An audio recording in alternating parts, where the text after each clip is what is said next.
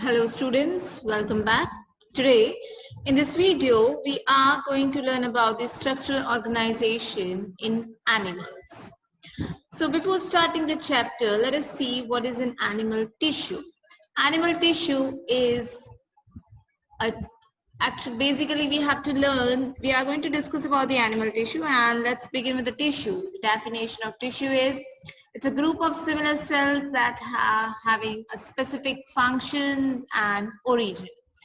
In this chapter, we will be discussing about epithelial tissue, connective tissue, muscular tissue, and neural tissue of animal tissue. So let's begin with the first one, epithelial tissue, which is epithelium. It has a free surface that faces body fluids or outside environment. Here you can see on the screen.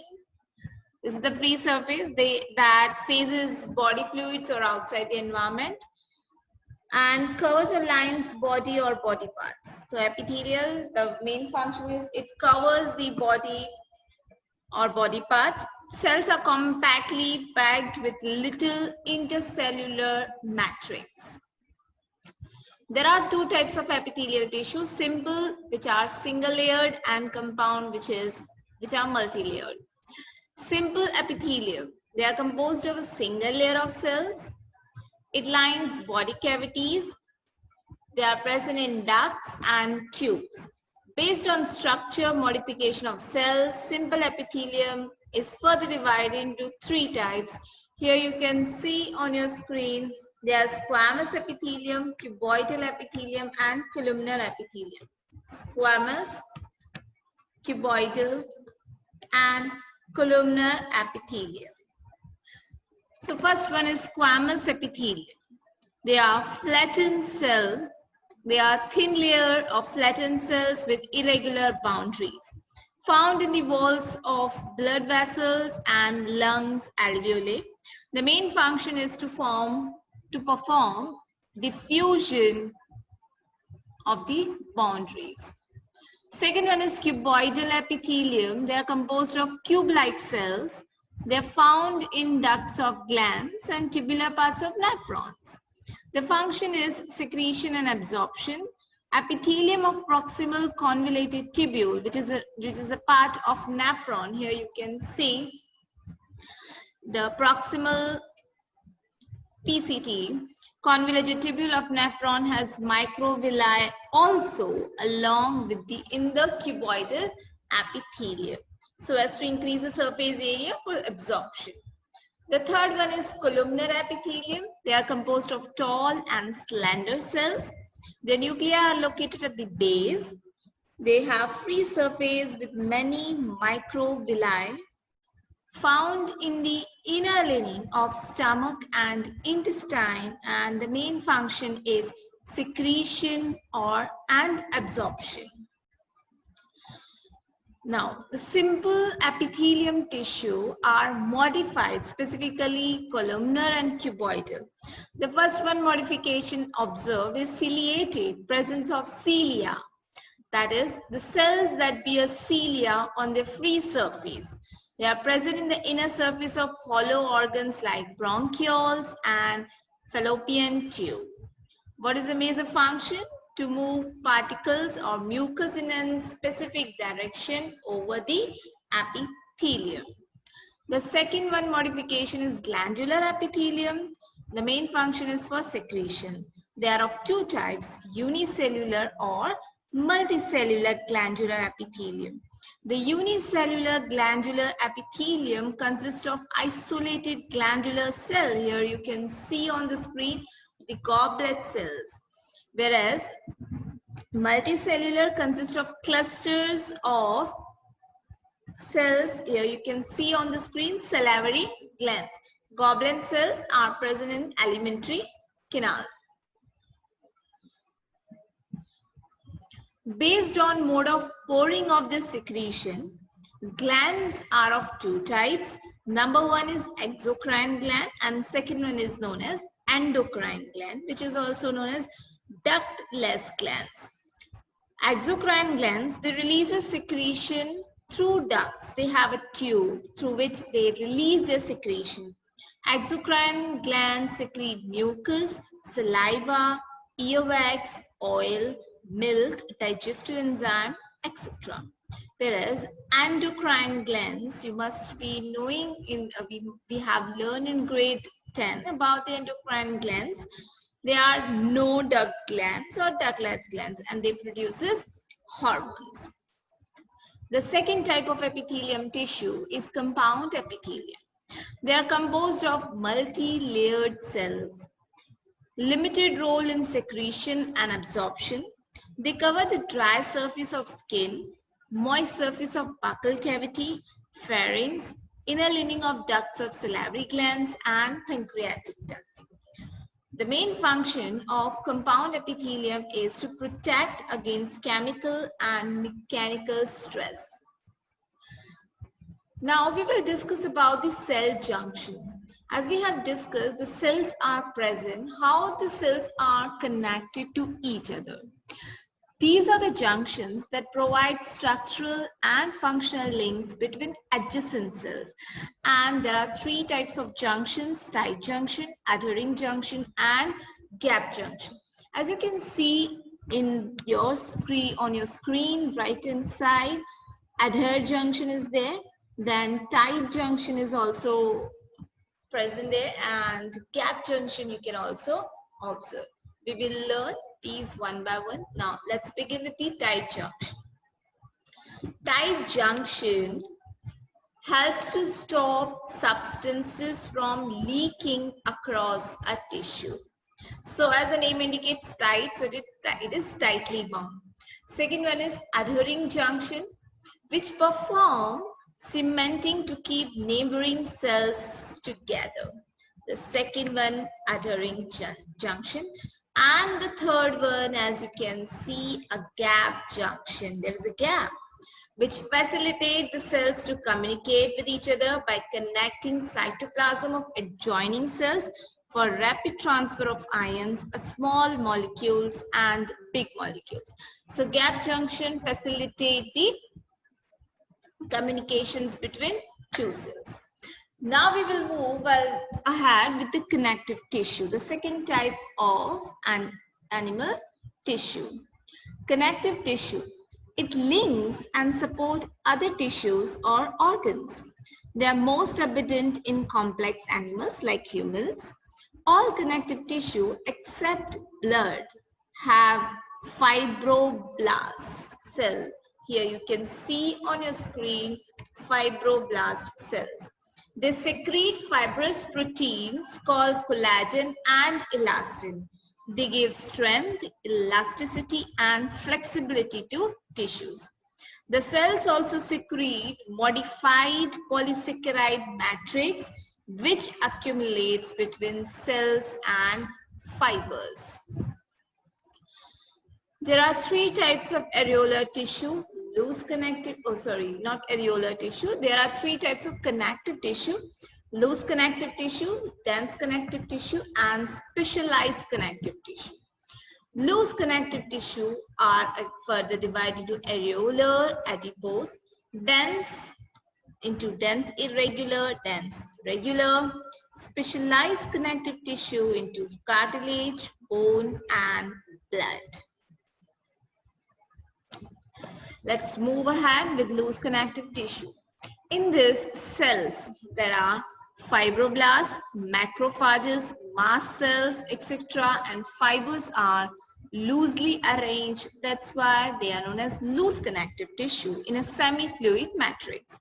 They are of two types: areolar tissue and adipose tissue. Number one, areolar tissue. They are present beneath the skin. It serves as a support framework for epithelium. Next one is adipose tissue. They are present mainly, we can observe them mainly beneath the skin. It's cells that are adipocytes, white adipose cells. They store fat. So many times it acts as an insulating sheet. Excess nutrients are converted into fats and stored in this tissue. The next type of connective tissue is the dense connective tissue.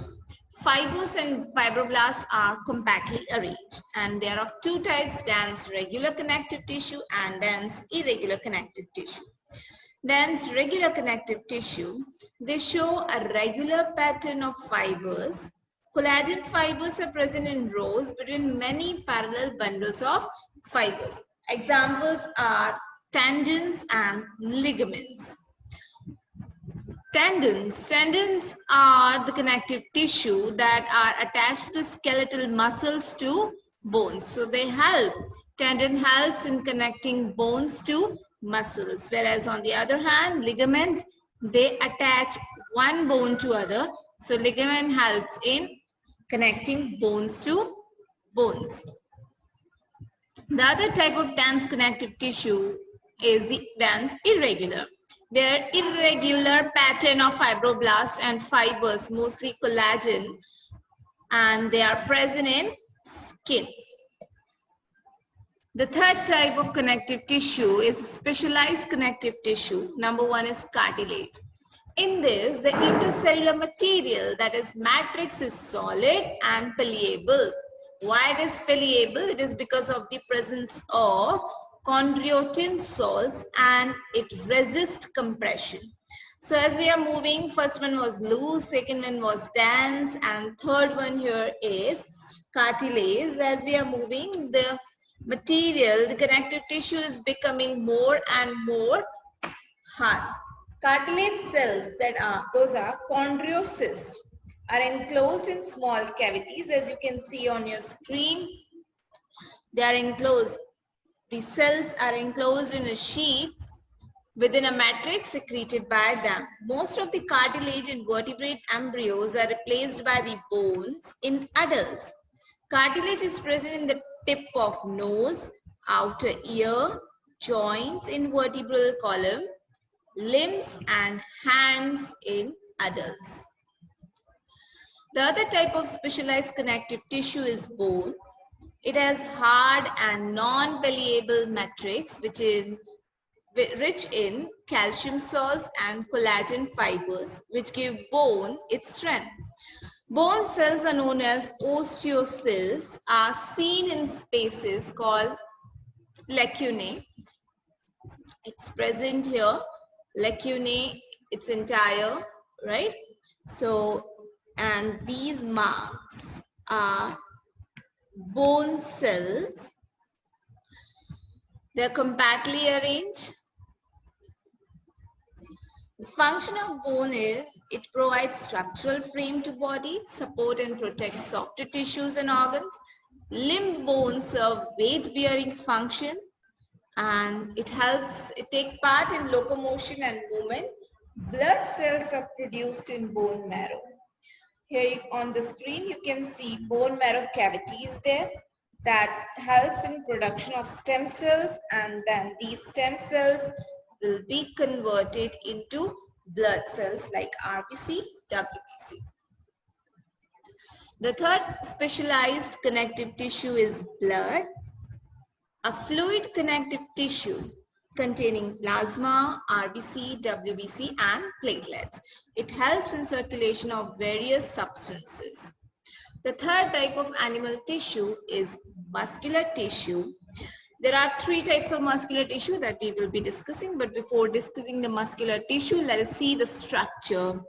The tissues are made up of many muscle fibers. Those are muscle cells. Muscle fibers are composed of numerous fine myofibrils. Muscle fibers can contract and relax. It is because of the presence of contractile protein. Muscles take part in locomotion and movement. There are three types of muscles: skeletal muscle, smooth muscle, and cardiac muscle.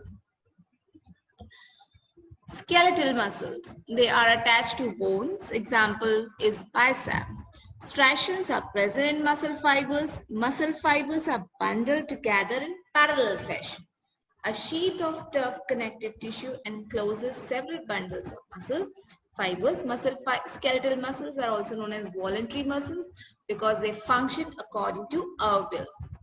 The second one is smooth muscle, which is known as non-involuntary muscle or non-striated muscles. They are involuntary and fusiform. What is the meaning of fusiform? That is tapering and no striation is observed. Cell junctions hold them together and they are bundled together in a connective tissue sheath. They are seen in the wall of internal organs such as blood vessels, stomach, and intestine. The third type of muscle tissue is cardiac muscle.